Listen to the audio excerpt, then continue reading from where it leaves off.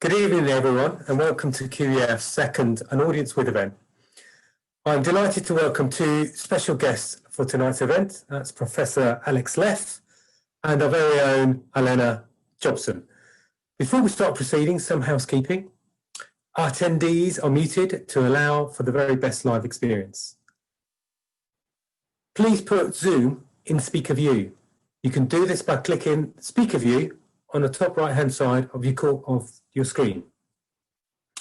The event is recorded, so please do not worry if you miss anything. The link of the recording will be sent to you shortly after this event. If you have internet connection issues, you can rejoin at any time using the same Zoom link we sent you this afternoon. If you'd like to ask any questions to our speakers, please use the chat function at the bottom of your screen. I will write them down and I will ask them later on in the event. And lastly, we hope that you enjoy the event. Now, before we get going, I would like to introduce you to Queen Elizabeth Foundation's CEO, Karen Deacon. Karen? Hello. Welcome. Very good evening to everybody on what's a dreary evening. I hope you're going to have a really engaging evening. First of all, I thought I'd just tell you a little bit about Queen Elizabeth Foundation for those of you who are less aware of us than others. We have some very, very special guests on this group, so welcome to everybody. There are so many of you tonight that I can't welcome everybody individually, but you're all really very, very welcome to us. So Queen Elizabeth Foundation has been going for some 85 years, a long history with royal patronage. We currently support up to 10,000 people a year, and I think that's now something that's quite a record, particularly for the locality. Our services are now across Surrey and Kent, and we have our new inpatient service called the CRC, which you are going to hear a reference to. And in fact, Eleanor is actually sitting in it in one of the rooms when she speaks later. Our services across, as I say, Surrey and Kent, but we have 48 beds in our CRC. In our residential units, otherwise, there's a total of 67 beds. We also have a mobility service, and that covers London and the South East, particularly getting people back to mobility and independence, which is the amazing gift we can give to some people. We have a Meru service, particularly aimed at our children with complex needs, and our special piece of kit, which is our Bugsy wheelchair, which gives children their first independent movement, and it's something that we're very, very proud of.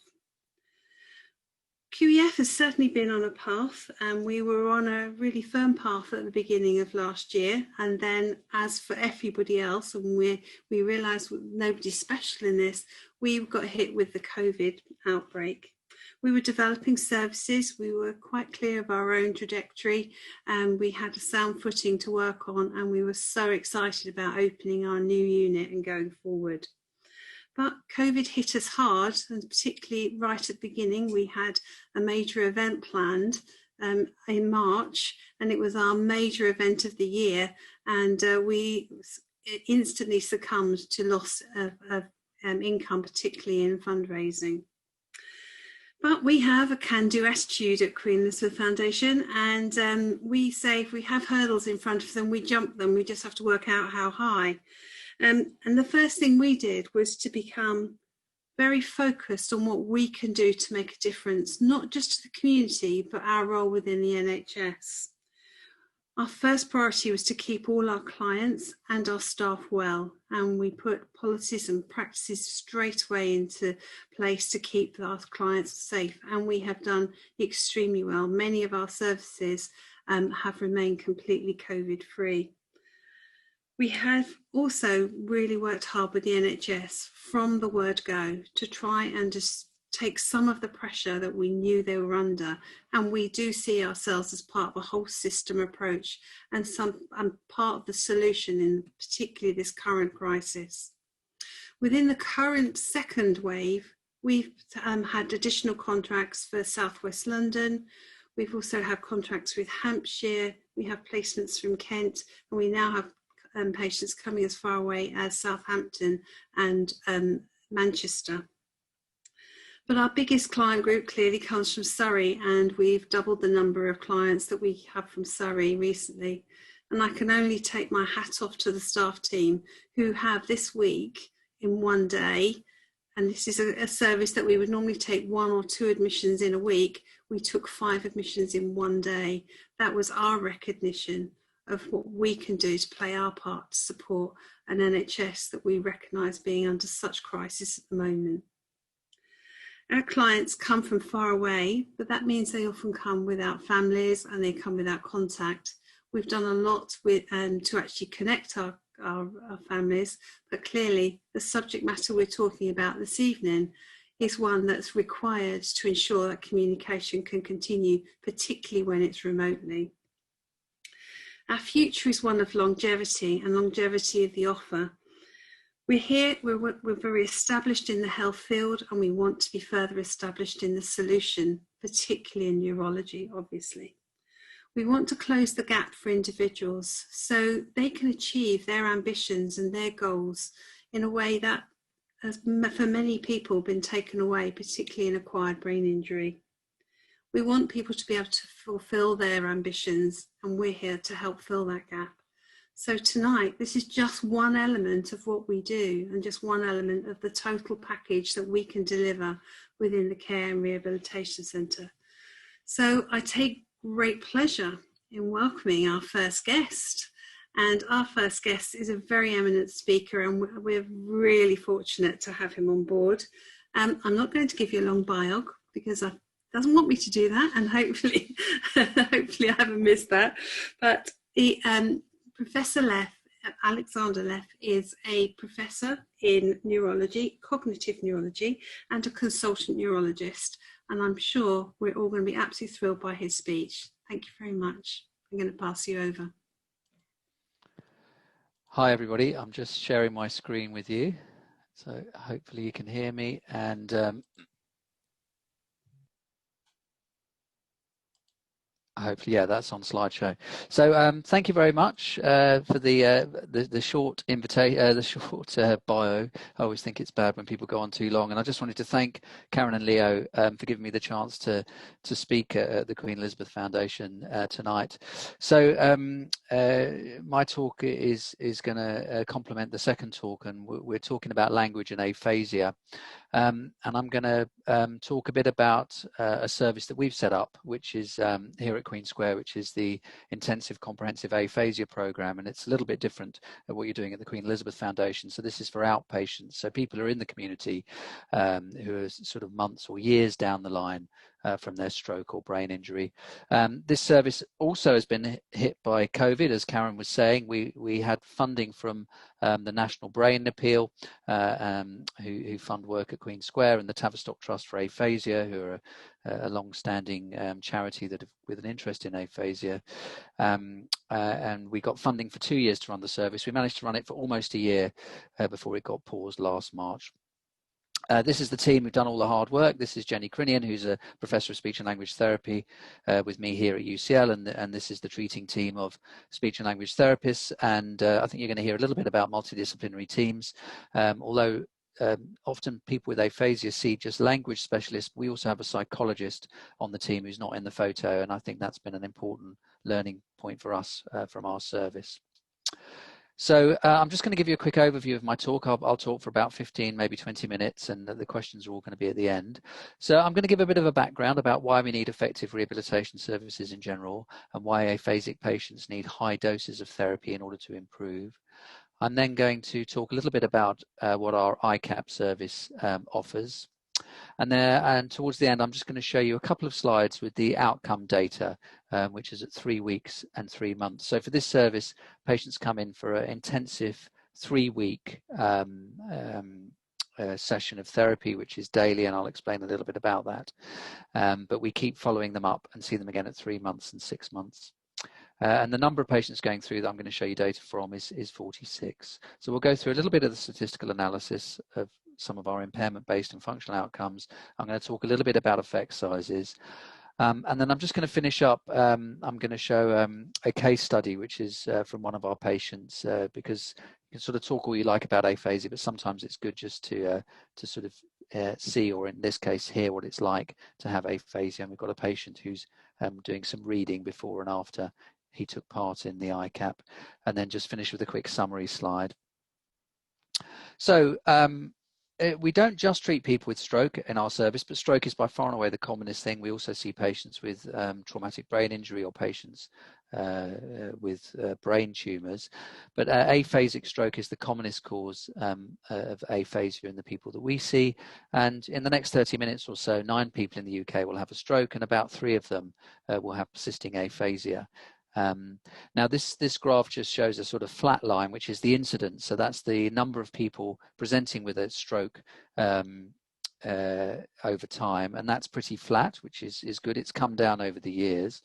But what we're interested in is the prevalence, which is the number of people that have a stroke or aphasic stroke at any one point in time, and this number is going to rise. These projections are from the Stroke Association, and actually it's a sign of a culture or society that's doing well, that the numbers of stroke rise, because it means that the treatments for acute stroke are getting better, so people are not dying from their acute stroke like they did when I sort of started out on the wards.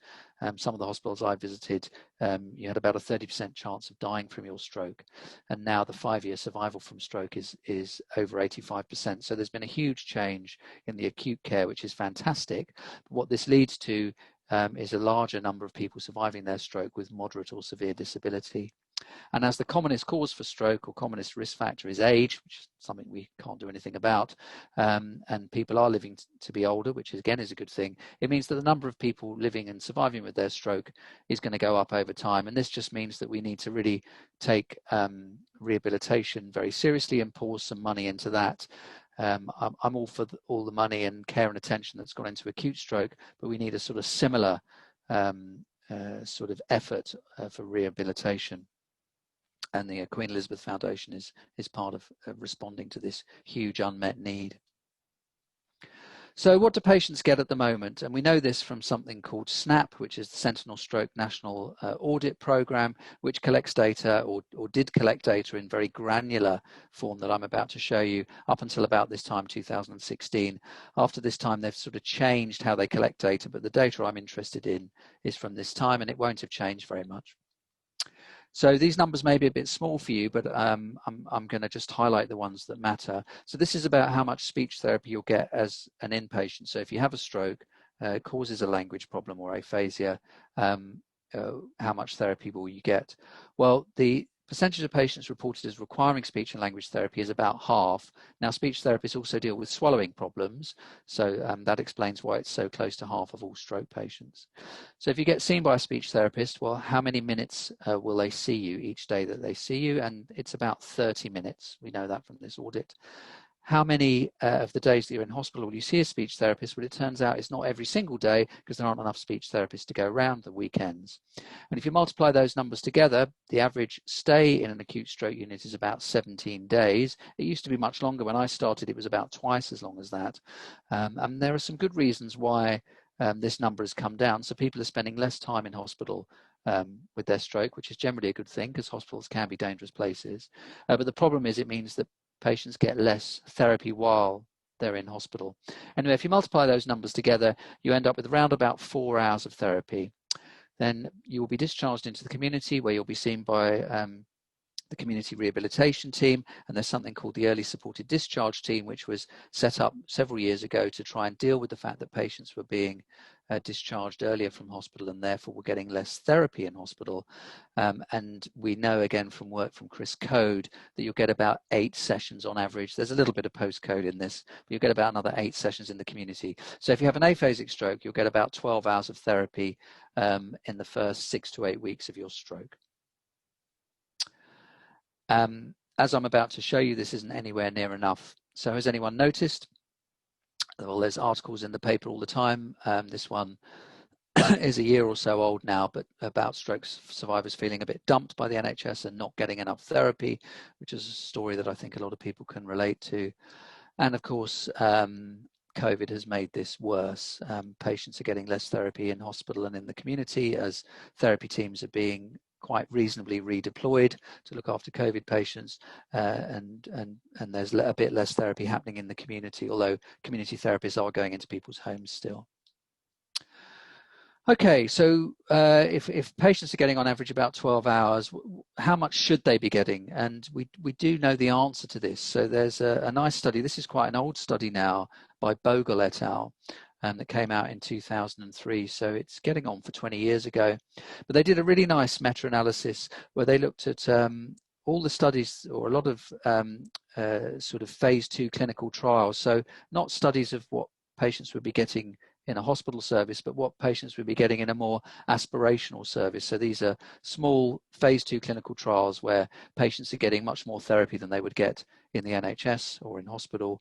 And what they did was that they put the studies into 2 groups. So in one group, it was those studies where there was a positive effect of speech therapy. And in the other group was those studies that were there wasn't any significant effect for speech therapy. And there were a large number of studies in both groups. And they asked, were there any significant differences between the 2 studies, so between the positive group of studies and the negative group of studies? And what came out actually was dose. So in the positive group of studies, patients got on average almost 100 hours of therapy. And in the negative studies, patients got around 40 hours of therapy. So that, I think, is very important, because it shows you that if you don't give enough dose of therapy, you're not going to get a big enough measurable effect when it comes to looking at language outcomes. Okay, and another way of thinking about how much training you might need after an aphasic stroke is to think a little bit about how much time it would cost you to learn a language. Now, of course, we develop language throughout our lives, and the early years are very important. But if you think about the speech of a 3-year-old or a 5-year-old or even a 10-year-old or even a teenager, you keep learning throughout life. Another way of thinking of it is in terms of how hard it is to learn a second language. So here on the y-axis, we've got the hours of training, and we know this from an American study. So if you want to learn a hard language, so this is if you speak English and you want to learn something like Arabic or Russian, and you want to get up to a level whereby you could get by, in the shops. I mean, nobody's going to mistake you for a local. But if you want to learn a hard language up to that kind of level, you need about 480 hours on average of practice in order to get up to that. If you're learning an easy language, so for English speakers, this might be learning French or Spanish, it's about half that. So you need about 240 hours to get up to a sort of conversational level. I've already shown you that the positive speech and language therapy studies are about 100 hours. The negative studies are about 40. And on the UK NHS, patients are getting around about 12 hours. So there's quite a lot of clinicians, or some clinicians, not many of them speech therapists, but perhaps medics, who think that speech and language therapy doesn't work. And in a sense, their intuition is right. It doesn't work if you give it at a very low dose.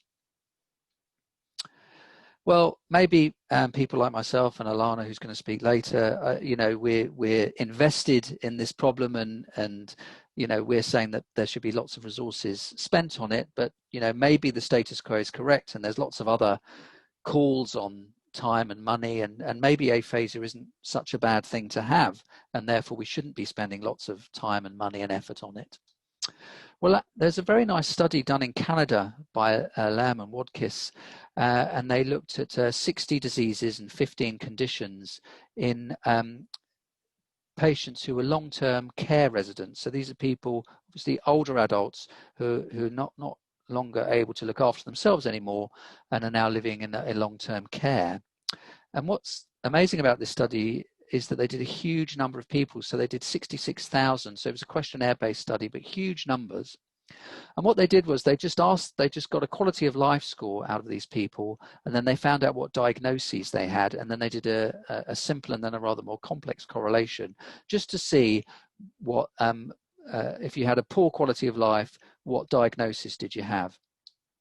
And this is the table, which I'm not going to take you through all the numbers, but what you can see over there at top left is that aphasia comes out top. So aphasia is associated with a negative quality of life, and is therefore, as a single thing to have, is worse than having cancer, Alzheimer's disease, Huntington's disease, any other form of dementia not caused by Alzheimer's, quadriplegia, which means you can't move any of your limbs, cerebral palsy, or amyotrophic lateral sclerosis, which is a sort of American term for motor neuron disease. And the effect is actually quite big. So having aphasia or being unable to communicate is really a very bad thing to have, according to this study and according to a lot of the other patients. So it's not that it's something that we shouldn't be spending time or efforts on.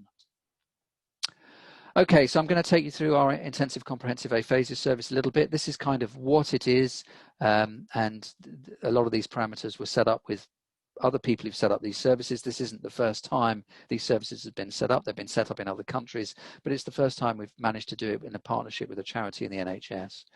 So it's intensive. What happened is we would get 4 patients who would come in, and we would aim to get this 100 hours, this magic 100 hours from the Bhogal study, meta-analysis, and we'd try and pack that in over 3 weeks. So this is pretty intensive. You're coming in Monday to Friday as what's called a day attender. So you'd be coming from home or from a hotel nearby if they live far away. And we were trying to get people to do 7.5 hours every day, Monday to Friday. This was not something we could achieve in many patients, but from a lot of them we got to 6 hours, and that's quite a lot of therapy.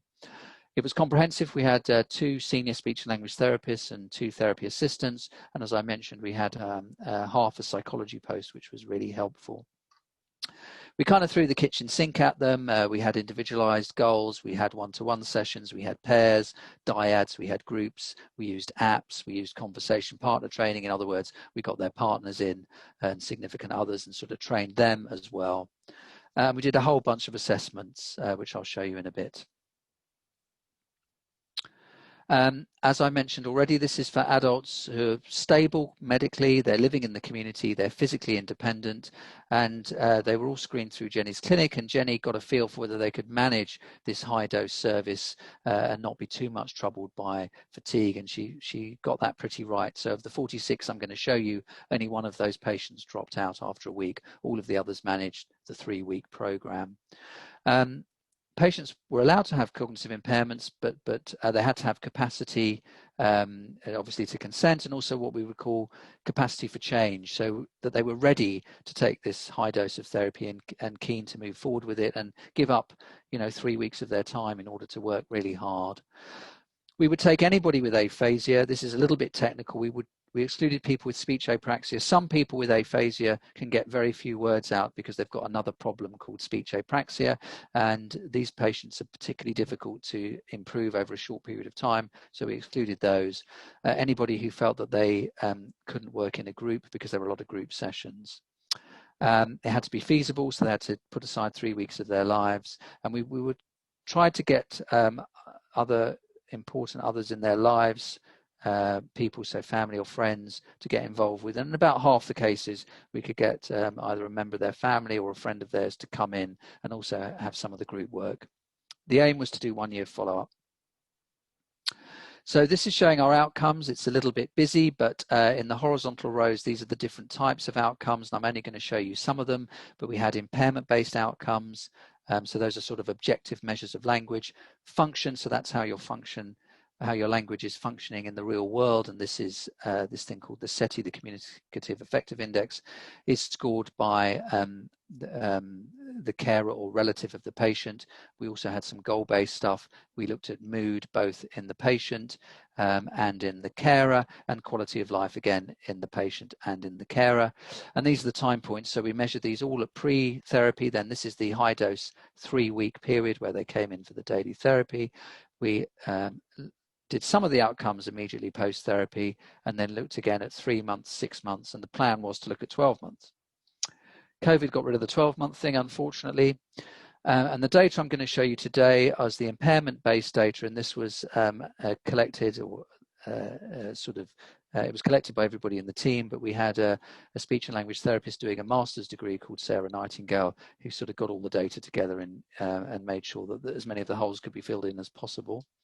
So I'm going to show you data for the impairment-based stuff in pre-therapy, immediately post-therapy, so that's just after 3 weeks, and then again at 3 months. And then the functional data, which is the carer's rating of how well the patient is doing before they came in. There's no point doing that straight after because it asks questions about how you're managing the community, and they've really been spending this 3 weeks with us. So that next time point for that is at 3 months. So that's all the data I'm going to show you today. We've collected the data on the other stuff, but I'm not going to share it with you today, partly because we haven't analysed it. So these are the impairment-based outcomes. We used the comprehensive aphasia test, which you don't need to know too much about, but it basically looks at 4 aspects, the 4 key aspects of language, which are speaking, writing, listening and reading. So these are the two ways that language gets out of the brain, speaking and writing. This is the two ways that language gets into the brain, through the ears, listening as you're doing to me now, and reading. And these are sort of usually split into language production and language perception. The median age of our patients was 50, which is a little bit young, but remember there's also some patients with head injury and brain tumours. The median time since their stroke or brain injury is 28 months. So these patients are quite far down the line. They're at least 2 years down the line on average, sometimes much more than that. We've got a male-female imbalance, but this is really because in the younger age group, males predominate in stroke rather than females, which flips when you get to the older age groups. So I'm just going to show you the outcome data now. This is under peer review at the moment in a stroke journal. And here are the data for these 4 main outcomes. So speaking and writing here, this is language production, and perception here, auditory perception of speech and reading here. And here are the scores on the comprehensive aphasia test. Here is baseline, and here is the 3 weeks, so they get the therapy between these 2 time points. And then they don't get any more therapy after 3 weeks. We did refer them on to some other services. They did a little bit of self-support, but they weren't getting any extra therapy, particularly between the 3 weeks and the 3 months. But as you can see on all of the outcomes, apart from 1, they actually continue to improve at this 3-month, or they certainly didn't get worse at the 3-month time point, which is really heartening for us to see. So we did do some statistics on this, and I'm not going to labor the point, but we found a significant domain. So these are the 4 language domains by time. What that means is that although there was a main effect, in other words, the patients got better in all 4 domains, they got statistically significantly better in speaking than they did in the other 3 domains. And we might talk about this a little bit, but generally for aphasic patients, it's speech production, it's their speaking that they care most about. They still, of course, care about writing and texting, understanding what's said to them and being able to read, but this is the one that most aphasic patients want to work hardest on, and this is the one that's significantly improved by the most. We did a sub-analysis where we put some other what are called confounding factors into the analysis. So this was age, gender, and time since stroke, and this statistical relationship remained. So what that means is that for the patients that took part in the study, it didn't matter how old they were, it didn't matter what gender they were, and it didn't matter how long it was since their stroke, they still benefited on average. And then just for a couple of these, so for speaking and for listening, there was a significant improvement. Again, not as much. You can see the effect size is smaller, but they actually significantly improved at 3 months compared to 3 weeks, which is interesting. And we've interpreted this, we can't prove it, meaning that when you get people above a certain level of their language, they then start using their language more and will then continue to improve over time. This is the functional outcome. So these are the sorts of questions that we put to their carer or partner or loved one. So they would have to rate them on a scale. What do they like at saying the name of someone whose face is in front of him or her? What do they like at communicating physical problems such as aches and pains? There are 16 questions and they all get rated between 0 and 100. As I mentioned, we only do these at 2 time points. So this was baseline and then again at 3 months. And there was a significant improvement here. The mean change was about 12.5 points on this scale, and a clinically important improvement on this scale is anything above 11.4. So we had a clinically important improvement on these scales. I'm just going to talk a little bit about effect sizes, because it's one thing to talk about whether there's a statistically significant improvement, which I've shown you, but then there's the magnitude of that improvement. And there's lots of different ways of measuring effect sizes. And this is, I'm just going to say how we've decided to do it, which is not controversial, but you need to think about where you're going. Now, in some of these tests, in the comprehensive aphasia test has an aphasic cutoff. That means this is the layer, this is the score you would get if you've had a stroke, but it didn't cause a language problem. So this is the average score for people who've had a stroke, but it didn't affect their language. And this is our therapeutic goal, is to get our aphasic patients back to this cutoff, because of course they have still had a stroke. This is where they were on speaking, and this is where they ended up on average after 3 weeks. So we can think a bit about the gap, closing the gap between where they were and where we want them to be, which is this aphasic cutoff. And this is the average improvement that we made. And if we express that as a percentage, we call that the percentage back to normal. And the percentage back to normal for speaking was 81%, and then a little bit lower for the other things, so about 40% for writing, 60% for understanding, 40% for reading, and on the CETI, the functional outcome, we improved them by about 35%. These are all quite impressive figures, and then there's something called a Cohen's D, which is a standardized effect size, and 0.8 or above is considered a large effect size. So we're having large effects on speech production and writing, actually, and also on this functional outcome. So I just wanted to share with you an example from one of our patients. So this is Paul, and he's given me his permission to share this with you. So this is an audio of him reading before therapy and then after, and he's got a young kid and he wanted to read them a bedtime story. So the volume is a little low, but hopefully you'll get a feeling from this of what his speech was like when he's trying to read aloud this story. Leaving her far behind. Parable glass volume milk still down to moving. Okay, so hopefully he's getting some words out, but they're a little bit jumbled. It's a little bit hard to work out what that sentence was about. And this is him after therapy. You'll hear he's getting a little bit of a hand from the speech therapist, reminding him about a strategy they've given him. So now, yeah, using your finger and going slower. Bradley fire up his engine. Use your finger, Paul. And launch his rocket into space. His rocket climb higher and higher, leaving Earth far away behind. So hopefully you can hear from that it's clearly a lot better. It's not perfect. So this is my last slide. Hopefully I've shown you why it's important that we target aphasia. I've shown you in our particular service, which is different from the Queen Elizabeth Foundation inpatient service, but I've shown that with a high dose sort of kitchen sink approach to interventions, including some psychology and a rigorous approach to collecting outcome data across various domains, that we can get large effect sizes across language domains, particularly affecting speech production. So, I mean, there's a variety of issues. This doesn't come for free. The charity funding was about 300,000 per annum, and that's mainly 90% of that is staff salaries. But if you break that down per patient, it's about 5,500 per patient. That's a lot more than gets spent on patients generally with aphasia, but this is about what it costs to get a hip replacement on the NHS, and nobody sort of has up in arms when people are getting their hip replaced because they're in pain. We're hoping to restart the service hopefully after this second wave towards the end of spring, summer, when we can get social distancing down and start using parts of our hospital again. We want to get the service NHS commissioned, and we're quite keen that we roll it out across other areas. And thank you very much. So I'm just going to stop sharing my screen now and hand you back. And I think there's a chance for questions at the end. Thank you so much. That was actually quite emotional at the end of hearing that difference of Paul. We've had a Paul in our service, and he was the first person I met when we went into the service when it was at Banstead, and he made a very big impact on me because it was his first day, and he'd lost all completely aphasic, wasn't he? And he wanted to be able to communicate with his children again. And I've seen that subsequently. And so I've really seen that gift come to life. So thank you. That's an amazing story. And strange that it's a Paul, because a Paul had a big effect on me too.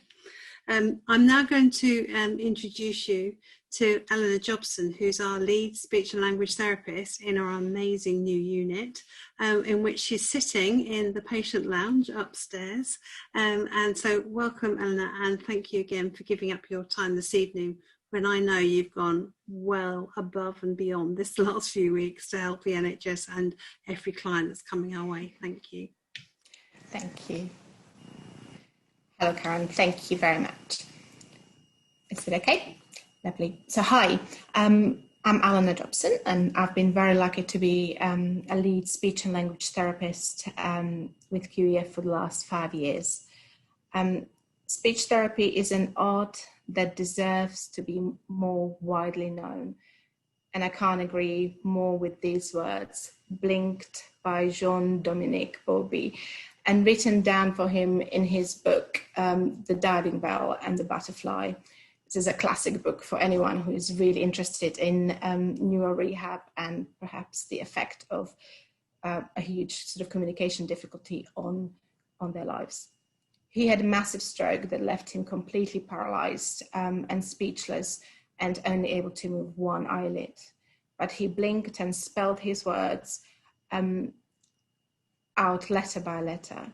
He found that the speech therapist at the hospital was just one of the very few who could lift off the eternally imprisoning diving bell off him that he was calling his stroke and help him feel free like a butterfly again. This desperate need and want to communicate freely with their loved ones again would resonate with many of our clients who have communication difficulties. Yes, their difficulties and presentations are widely varied, and except for one client I knew that we had here, mostly very different to Jean's. Our team works with any acquired neurological condition, anyone that is admitted to QEF. But we speech and language therapists don't do it alone. I'm part of an amazing multidisciplinary team, very strong, professional, skilled, and extremely caring. Along with my speech and language therapy colleagues, we screen and assess every client who comes to the center in order to identify any swallowing or end communication difficulties. And as mentioned in the December presentations by Barbara as long as and others, it is so important that we all work holistically, and we do, and in a strong multidisciplinary way. Hence, our assessments and therapy have the client at the absolute center of our care. We recognize that their families, roles, interests, work, and aspirations are what makes life worth living. And so we set therapy and goals with this at its core. Hence, we work on joint, personalized goals, all inputting our expertise and providing very functional therapy. I think Jean's wish would have been for others in that hospital to feel competent and confident to talk to him, not to avoid him. He felt ignored so much of his time and resigned to silence. Often he just wanted the door shut and the volume lowered on the TV. Our speech and language therapists' aim and passion is for people not to feel like that and for their wishes and needs to be heard. Through our joint working, we are educating and empowering families as well as all the other therapists, care and support staff, kitchen and cleaning staff, volunteers and managers, just to be able to communicate as well as possible with every individual. Clients have opportunities to practice their communication goals the whole time here. For example, our recent client who had a stroke, left-sided stroke, had severe aphasia and apraxia. And he was encouraged to use and practice his communication goals in all sessions, and has suggested various ways. So in physio session, he was asked to count out loud his repetitions, to write down what exercises he has done, to follow verbal instructions without having the physical demonstrations first. In his session with our lovely activity support worker, Nigel, the client was working on his Aphasic speech by singing along to familiar songs, with Nigel singing and playing the guitar. And one of his goals also was to sing some lovely nursery rhymes, as this client had a 1-year-old daughter and he wanted to go home and sing these rhymes with his daughter as well. Also, he was working on following instructions to build various things like a model helicopter. He had a huge interest in planes. He was a pilot in the past. Writing shopping lists and following cooking instructions, as well as doing theory driving assessment and plenty of challenging numbers work and budgeting were also amongst the many tasks practiced with the occupational therapists. This client also practiced reading out loud from newspapers and numerous other exercises, as well as games with our therapy support workers and volunteers, all trained and guided in specific activities, all working towards his goals.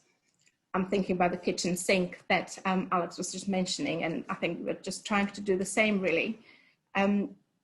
Our work is varied and programs really personalized. I can't mention everything, but perhaps a quick summary of another 2 clients. What stands up for me is our joint work with physios with a client who, prior to his stroke, was a part-time rugby coach. He was a full-time policeman. He had aphasia and difficulties with expressing himself and some residual physical weakness and difficulties with coordination. As a team, we practiced playing rugby, being coached by this client who was shouting instructions and getting us to run around the field and play rugby. He also chose to give us a verbal guide on how to get a player down to the ground, and I successfully managed to do that with him. Obviously, all was very risk assessed. Tim, would you mind moving around as the light's gone? Lovely, thank you.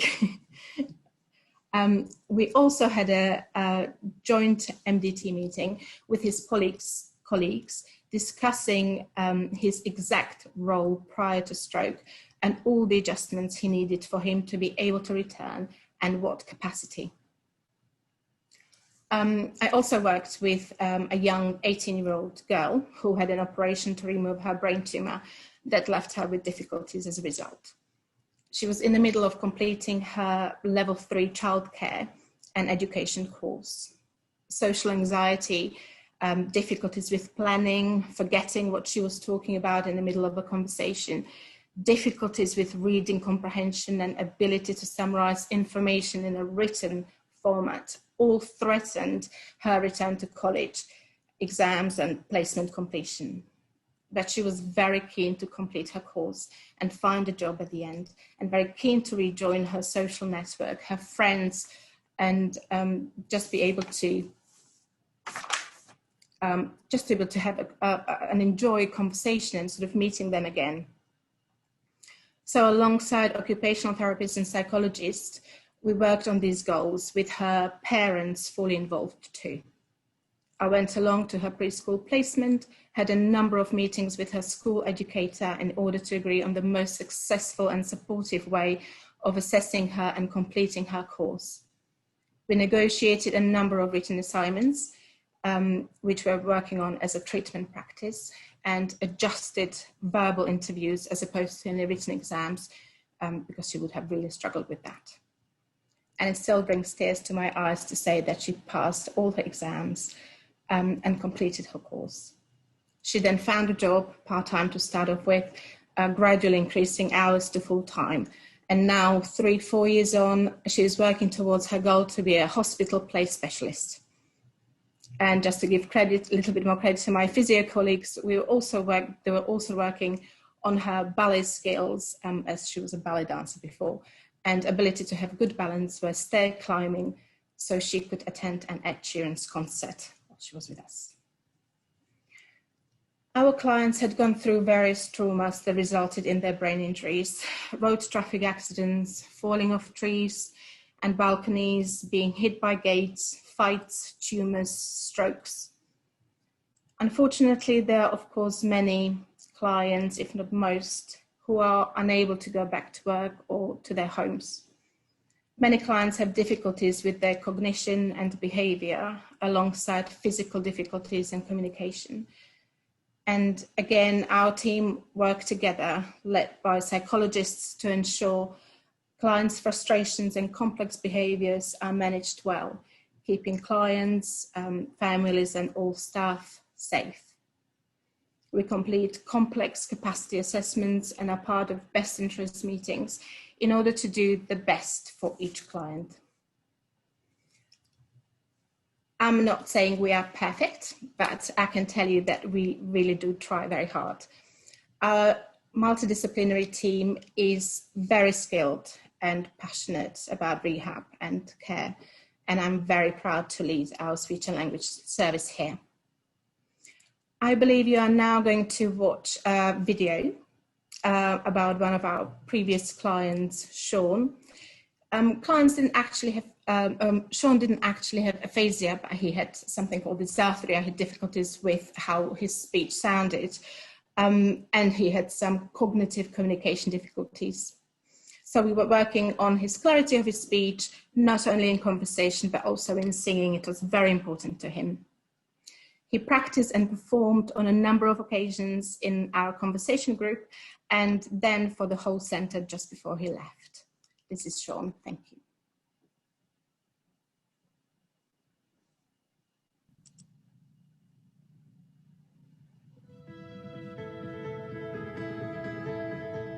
Every 90 seconds somebody gets an acquired brain injury. So that's a phenomenal number of people that need our support, and we want to be there at their time of need.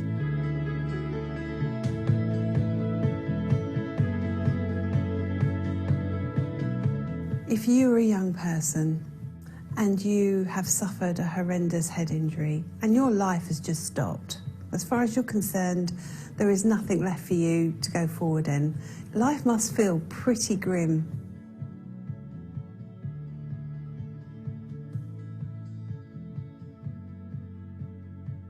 Before my accident, I used to do a lot of parkour, where you get from one place to another, doing tricks and flips. I used to do it because it made people say, well, my goal was always to impress people. I have no memory of the accident whatsoever. I was airlifted to hospital. My lungs were crushed. My voice box was punctured. I had to learn to talk again. I was in a wheelchair.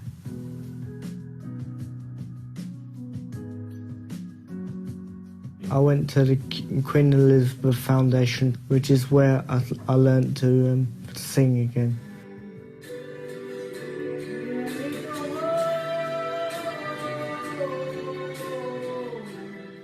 I still go to karaoke bars and sing.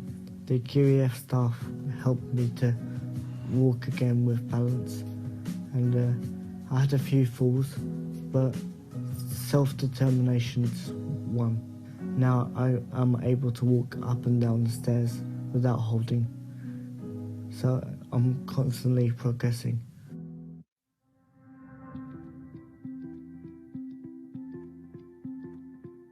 I'm very grateful that I went to QEF because I feel that if it weren't for QEF, I wouldn't be as far as I am now. It would be fair to say that they've basically put my life back together.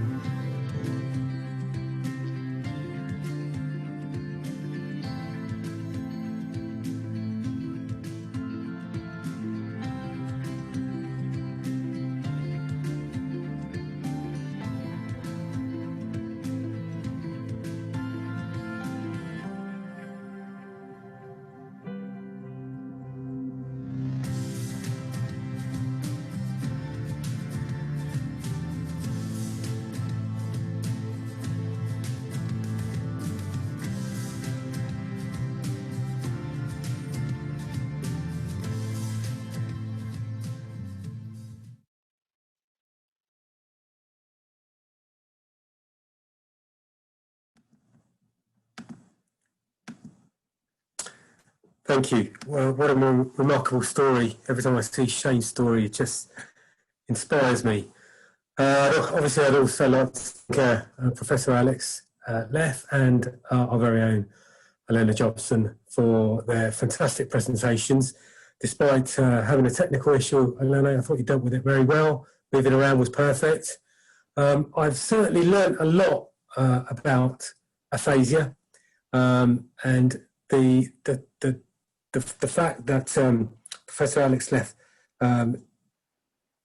told us that 1/3 of stroke patients will actually suffer from aphasia has kind of stuck with me and struck a big chord. Anyway, I could go on because I wrote lots of notes and I have lots of ideas going forward about what we can do within marketing and engagement and partnerships. But it's now time for our Q&A session. We have a few pre-submitted questions, which we will start with. However, once again, if you would like to take part in asking a question to anyone on the panel, by all means, please use the chat button, post a question, and we will read it out. Where are we? Jenny, I'm looking at you. Do I have the question somewhere? I do. Okay.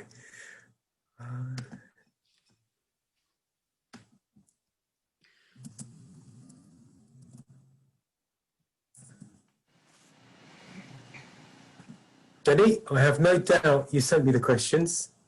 I just don't have them.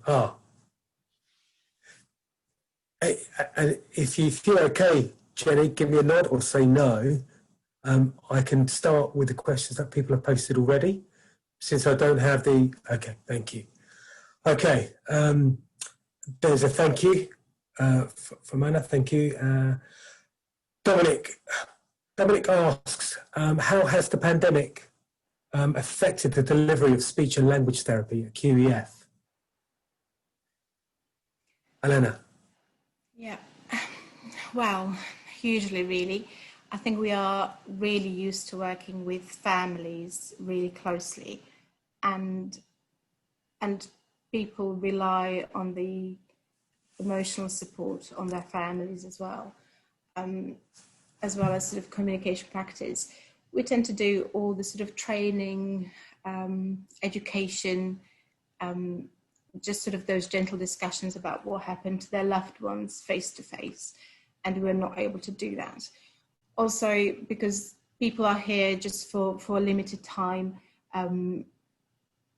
they go home with communication difficulty. And I just feel that at the moment, even though we do sort of hand over, we do speak to people over the phone, it's very different to if they were able to come and join sessions and we would be able to speak to them face to face.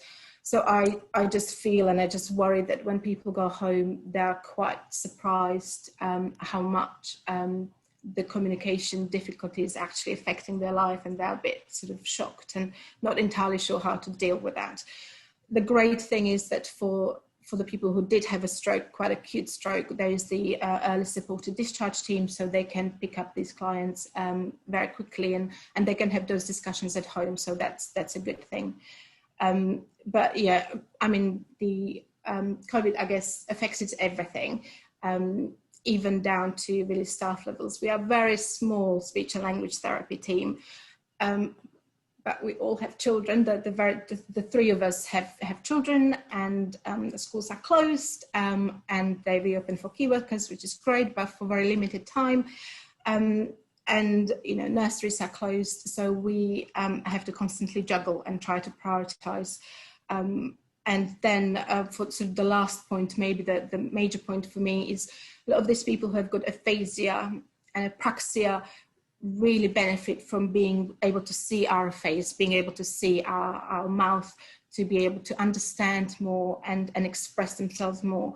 Having a mask and a visor, people can't hear, people can't understand. It's really hard to do speech therapy with all of that. So I'm really looking forward for that to be going really soon, hopefully.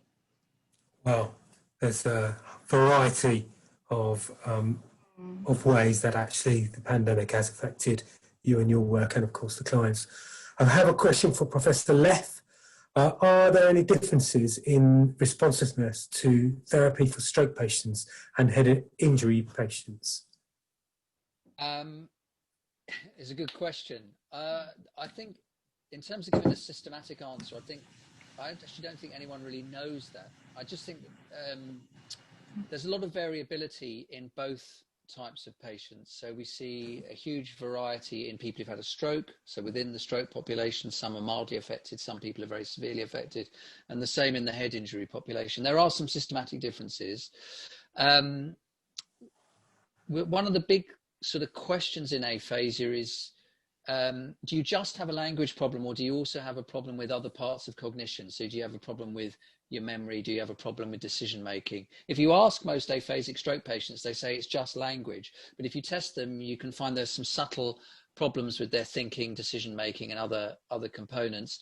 And I think in people who've had a significant traumatic brain injury, so a moderate or severe TBI, they tend to have more of those problems. David Howard, who's a very well-known, he's retired now, very well-known speech and language therapist, one sort of statement he said which made me think hard about this question, because, you know, I've talked about how much time you need to get, how much therapy you need, and it sort of made me think, you know, why do you need, there's some things seem very hard to get better when you've had a stroke or a head injury. And he said, you can think about it, as well as a patient having a problem with their language, they may also have a problem with their ability to learn. So it might take you longer to learn something, even if you're relearning things, than if you hadn't had a brain injury. So I think those things, your capacity to engage with therapy, your capacity to recover and improve, can also be affected by the stroke or the head injury, as well as the cognitive impairment that you're working on at the time, which in this case is language. So it's a complex interplay. I think speech therapists and psychologists are quite good at picking up on this, and then they change the sorts of things that they do to work with some patients, because some therapies don't require a lot of thinking or engagement. They just require a lot of practice. I work in developing apps, and you just practice. Whereas other sort of strategy-based things, you need to be able to think about it and self-reflect. So I haven't really answered your question. I just think that the whole field of language disorder, whether it's from a stroke or a head injury, is really very variable, and you have to treat each patient on their own merits. That doesn't mean you can't do science. You can do it scientifically, but you have to treat each patient on their own merits. Thank you. Alena, what's the average length of stay for your clients, and what sort of therapy dose are you able to achieve? Okay, so it varies. I think we've got different funding. I'm not sure whether Karen wants to say any more about that, but we've got clients on different pathways. So we've got clients who are on 4-week pathway who will get 4 weeks. The first client I mentioned was here on 4-week pathway, but I felt that he really benefited from further, more intensive neuro rehab. He was a 45-year-old sort of work age client who was really determined. He was really making progress, and I didn't want to just let him go to community. I wanted to have more sessions with him. So we managed to secure further 4 weeks of funding for him, but not more. So we've got 4 to 6 week pathways. We've got 8-week pathways. We've got some clients who come on the sort of the brain injury neuro pathway who can be with us for 3 months, 6 months, 12 months. We've had clients here who've been here for 4 years, 3 years. There's sort of, it depends on sort of their personal circumstances. You know, sometimes they get funding through sort of the medical legal cases as well. So that's a little bit different, but it really varies. I don't know, Karen, whether you want to be a little bit more. I think you've summed it up beautifully. And there's a very varied pathway. Doesn't always mean that that's the right pathway for everyone, which is where our charitable arm often has to come in. Alena, back to you. What sort of outcome measures are you using? Asks Gail. Alena? Sorry, what sort of outcome measures we are using? Outcome measures, yeah. What sort of outcome measures are you using? So if it's like very formal ones, we do use the CAT assessment that Professor Leff was showing as well, so we can reassess clients that way. We set goals for every client, and then we obviously we check the goals, we review the goals whenever needed, but definitely on every sort of 2-week basis, every week or every 2-week basis. And the outcomes we can use from that, they are very sort of individuals, very, very functional outcomes. So looking at where people were when they came and where they were when they were leaving, and seeing whether they achieved those. In the neuro population, we use something called FIMFAM for all those clients. And then we are using a couple of other scales, ranking modified scale for our neuro clients, but it's not communication specific. We are using something also called the Meyer-Portland measure for the whole multidisciplinary team. Thank you.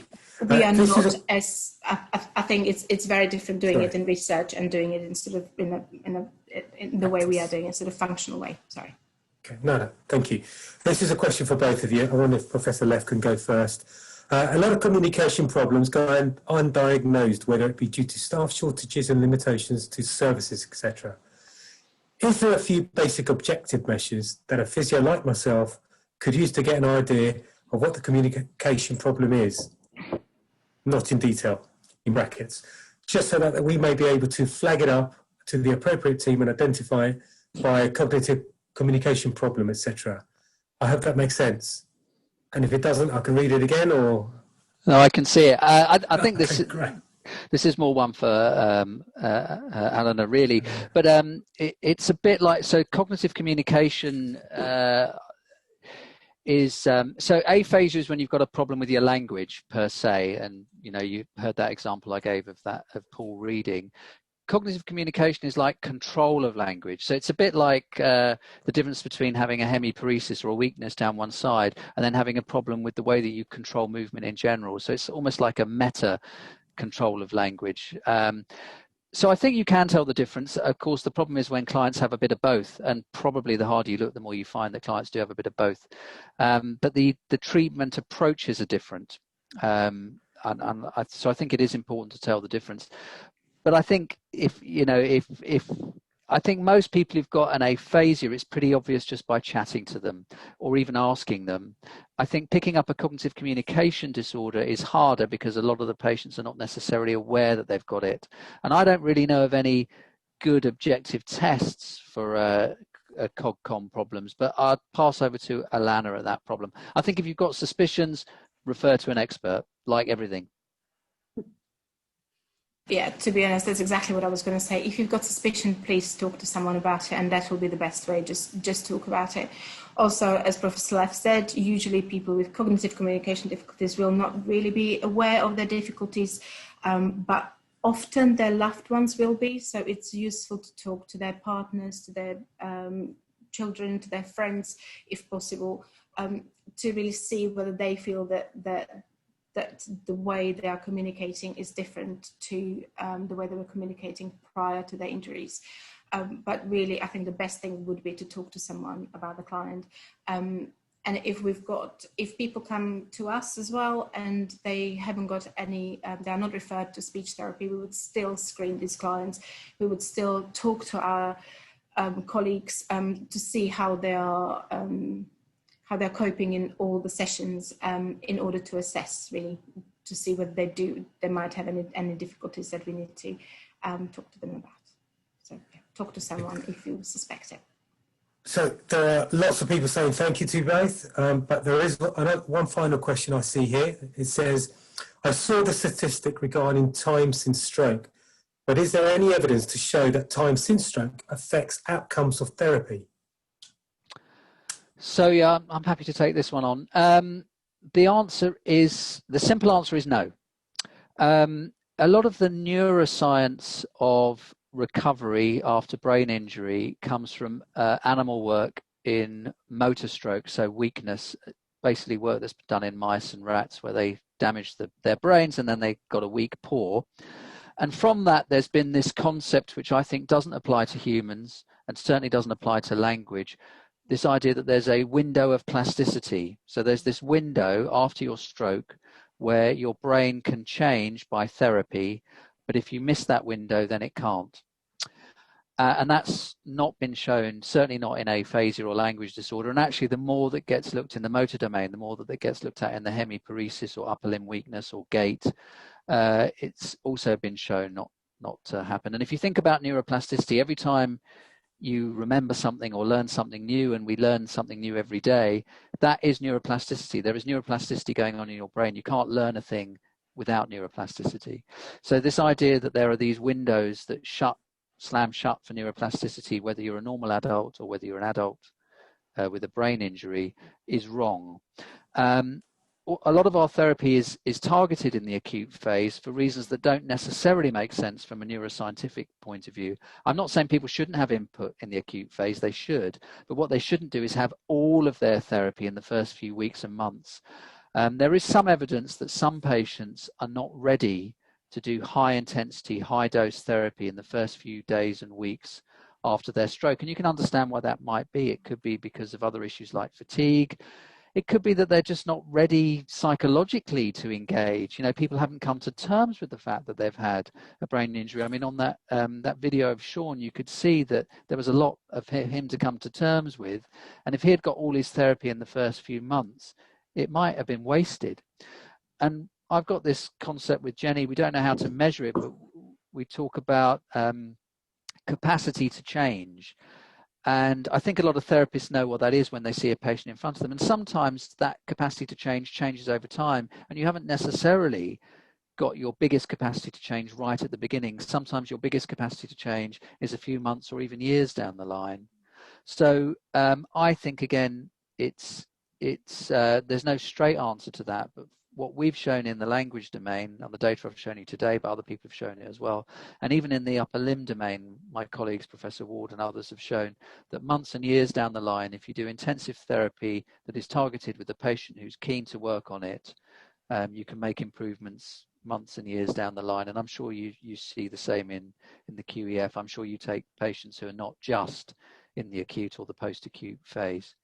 So I think that's an important message to get out there. I think in standard clinical practice, the thing I hate hearing the most is, oh, at the end, 6 months, that's it. You know, 6 months. If you haven't got better by 6 months, you've plateaued, you're not going to get better again.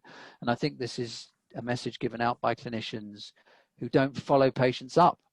So they stop seeing them at 6 months and they say, oh, well, you're not going to get better. And then they don't check again. So they don't change what are technically called their priors. So they just keep believing this thing, but there's no good evidence for it. So if somebody tells you you can't change 6 months after your head injury or stroke, I would challenge them and say, what evidence is that based on? Thank you. It's an absolutely fascinating subject. I feel like I've learned a hell of a lot tonight, so thank you both very much. It just leaves me to hand you back over to our CEO, Karen Deacon, for final words. Karen? Thank you, Leo. Thank you, Professor. Thank you, Alena. We had an amazing evening and learned, as you say, a lot, and reminded me of a few clients. And we certainly picked one of the cheekiest ones on that film as well. So yeah, I remember him with great fondness. I think where I'd like to close is to say that we don't want our stroke survivors just to survive. We want our stroke survivors to be able to live. We want them to be able to rejoin family life and work in a lot of cases. We now have a new group of stroke survivors, and that's coming from the COVID pandemic itself. We have a number of clients that are coming our way who have suffered brain injuries whilst on the ventilator, trying to wake people up afterwards, realising particularly at the beginning of the COVID outbreak that blood clotting was such a major factor. We know that the survival rate now has changed so much in terms of the initial stroke, but that's left with a lot more cases, which is good for survival rate, but it means there's a lot more people that need our help. And that's where all of ourselves, we've got colleagues from Discover here as well today, all of us play a great part going forward in rebuilding lives.